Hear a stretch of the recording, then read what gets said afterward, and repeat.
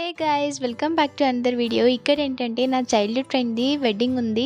So అందుకని నేను and అలాగే మా ఫ్యామిలీ అంతా కూడా వెళ్తున్నాము. అండ్ ఫ్రెండ్ది పెళ్ళి అయితే ఫ్యామిలీ ఎందుకా అని అనుకుంటున్నారేమో. అదేంటంటే యాక్చువల్లీ నేను తను ప్లే క్లాస్ నుండి కూడా ఫ్రెండ్స్ అండ్ అలాగే వాళ్ళ నాన్న మా నాన్న కూడా బెస్ట్ ఫ్రెండ్స్.